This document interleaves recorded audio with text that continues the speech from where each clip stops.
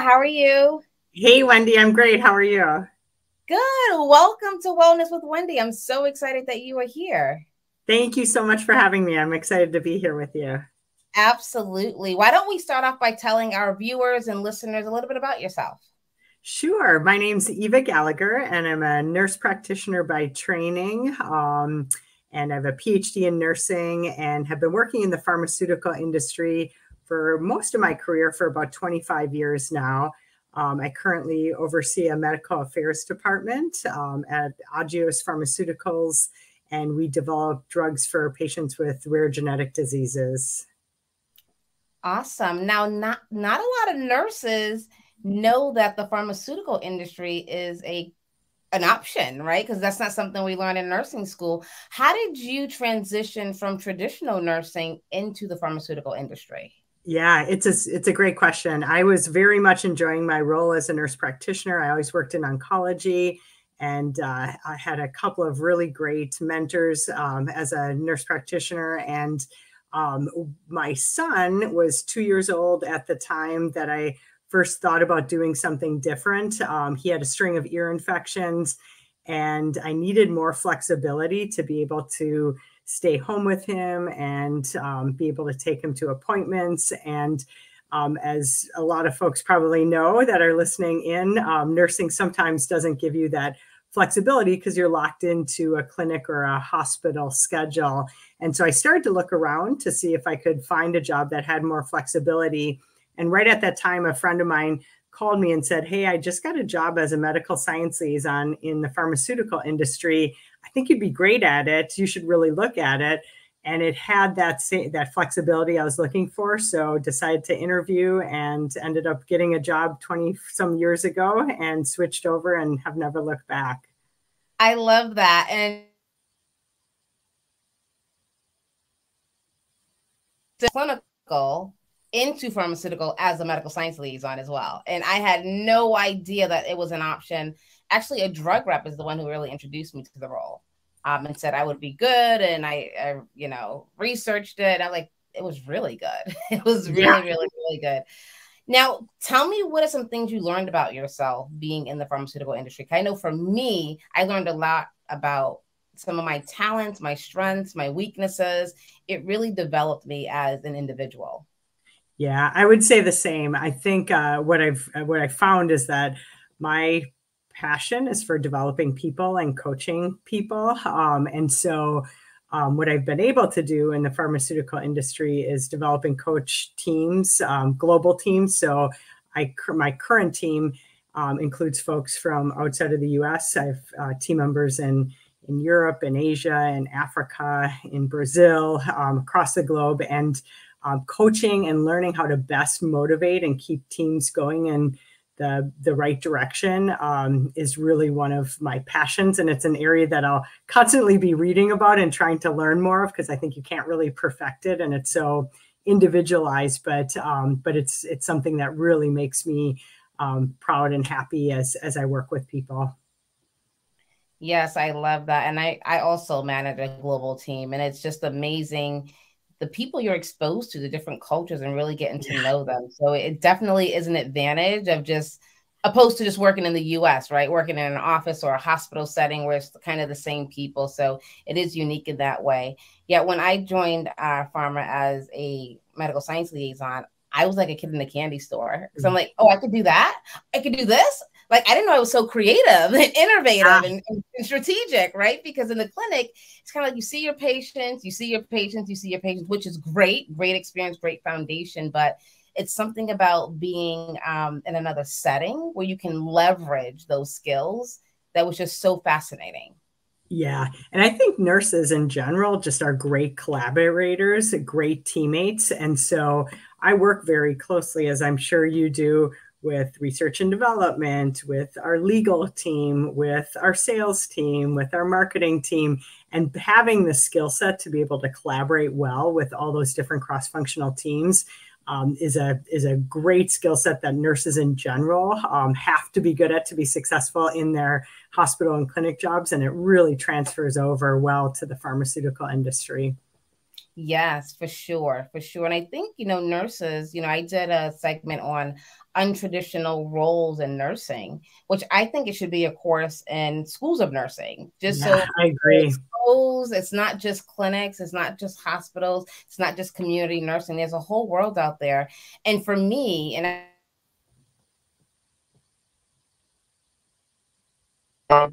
it's not just local or even regional or even national. It's really on a global scale. Yeah, very much so. I agree with you. I think that there's no bad choices, and I think oftentimes pharma gets a bad name as an industry to stay away from. And I have found I'm a very values driven person, and as long as I work for a company where the values match my own values, which is helping patients get better drugs to treat their conditions or their diseases. I find that I find as much joy and as much value that I'm creating as a contributor to that as I did at the bedside. It's just in a different way. So exposing nurses to different roles where they can still feel like they're advancing patient care in a different way, I think is really, really important. Yes, and that kind of brings us to our next topic. I want to know more about your company, your initiative, RN2 Pharma. Talk to us a little bit about why did you develop this platform and what is it? Yeah, thanks, Wendy. So I have a passion around developing people and coaching people. And what I found over my career as a nurse in pharma is that I was frequently getting calls from nurses who had an interest either in what I did or how to get their first role in the pharmaceutical industry. And over decades of coaching nurses and hiring nurses, to be quite honest, into various roles on the medical affairs side, I decided as a passion project to launch a website to compile all the resources that I've been telling people about in one place so that I could have people go to this one website. It's RN2 Pharma, RN, the number 2, pharma.com, and have access at their fingertips to what they need to really get started. Some things that a lot of nurses don't necessarily think about doing when they're starting to look for a role is to create a LinkedIn site to make sure you have that up and running, where to look for jobs, where pharma usually recruits for jobs is very different oftentimes than where hospitals or clinics are looking for nurse practitioners. So making that transparent where they should go to look for openings, I thought was really key. And then a plethora of other resources and tips that I usually give nurses that are starting, trying to break into the industry. It's really hard to get that first job. But as you know, Wendy, once you have a year or two under your belt, it really opens doors for you and you can move around as you see fit. So helping them get that first position has been something I've been really passionate about throughout my career, and finally put the time into creating a website with all those resources in one place for nurses.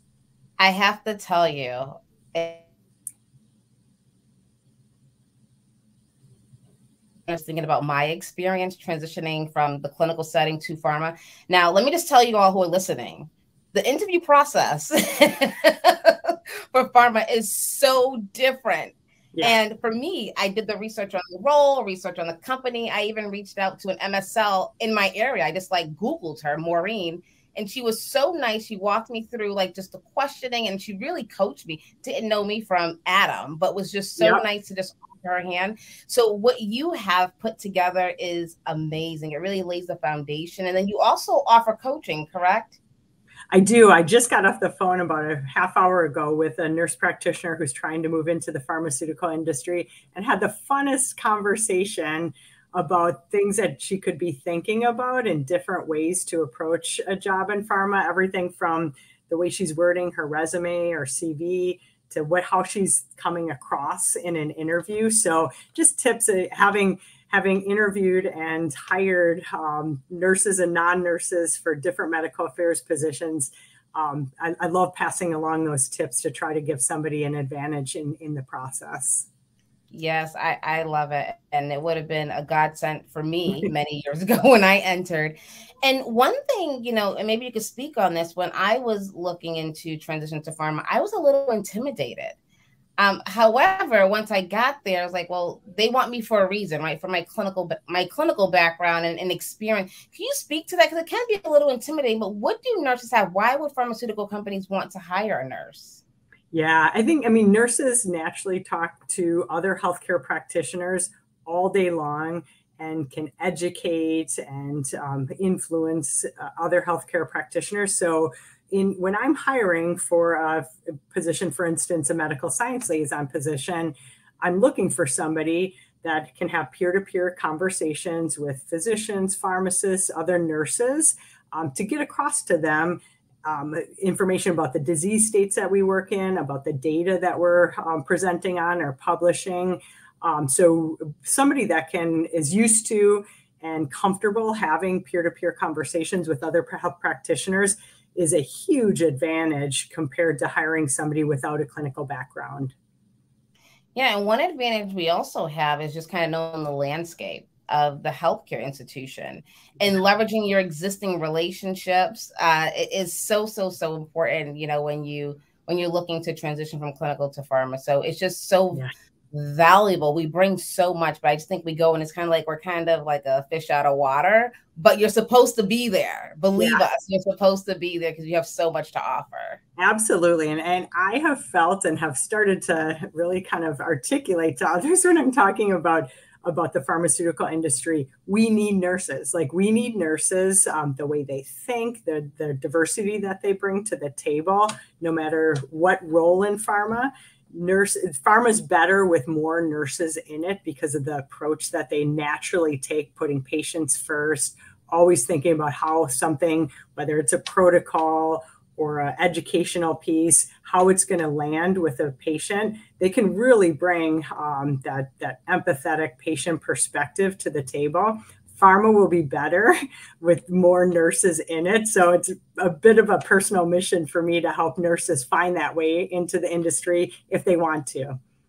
Yes, I love that. And if we have, you know, maybe some deans of School of Nursing or professors, you know, who work in the School of Nursing, what would you tell them to kind of get this word out there of RN to pharma, or just, you know, careers in the pharmaceutical industry? What can they do?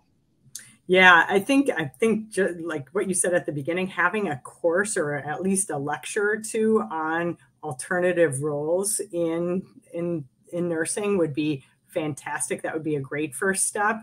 I teach part-time just on the side at Georgetown in their nurse practitioner program. And as I introduce myself as the pharmacology professor for the semester, I always give a blurb and a plug for my role and, you know, what I did when I was in a advanced practice role in a hospital and a clinic, and then what I've transitioned to and why I like it. And I always get questions from, you know, emails and questions from students after inquiring about wanting more information about the role.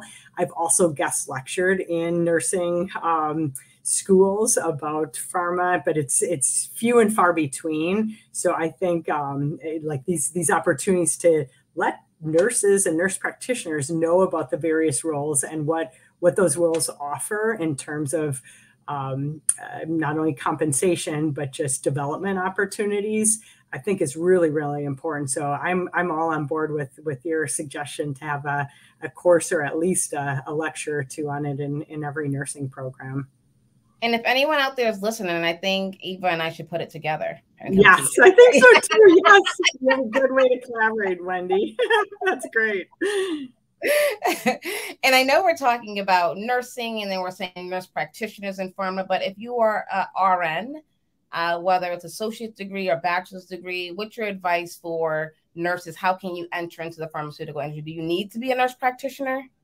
Yeah, no, I think there's a lot of roles that nurses with a bachelor's degree can enter into. Sales is one of them. It's a fantastic way to enter into the pharmaceutical industry. Maybe if you love it, stay in that role or move up through the sales organization. There's also patient services role, nurse educator roles, lots of different roles for bachelor's prepared nurses as well.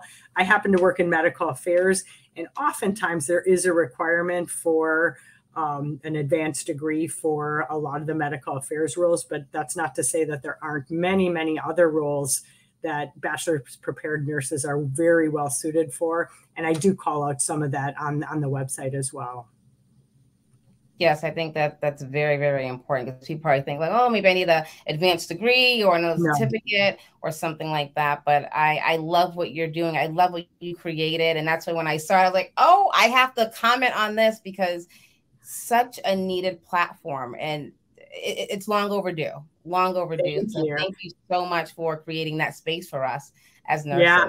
Of course. I think that, I mean, meeting you through it has been fabulous. And just, I love connecting people with opportunities. So yeah, really, really great. Glad to have the opportunity to talk to you today, and welcome any other reach outs if there's anyone wanting more information.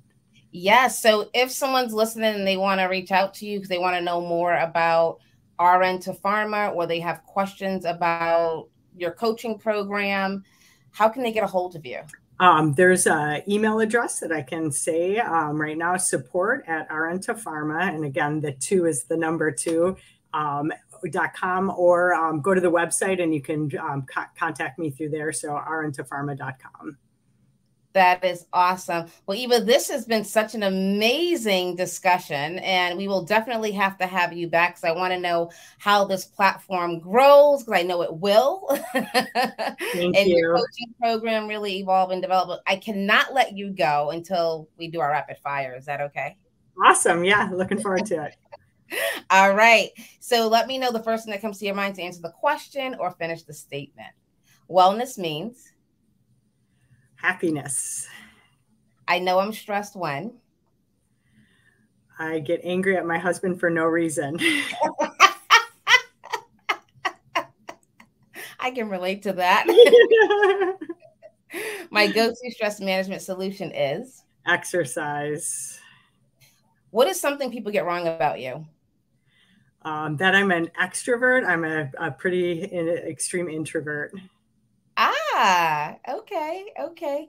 What is a quote, a song, or a memory that gets you going when you're starting to feel down or starting to doubt yourself? What gets you kind of revved back up? It's funny. I have a little bookmark on my desk that says, if you're not living on the edge, you're taking up too much space. It was, I think, from the first person that summited Mount Everest. So always be pushing yourself. Always look for the next thing that's out there. Don't give up. That sort of messaging kind of speaks to me. Awesome. And if there's a nurse who's just starting, their career in pharma, what's the first thing they should do? What's your advice to that new nurse in pharma? Network like crazy.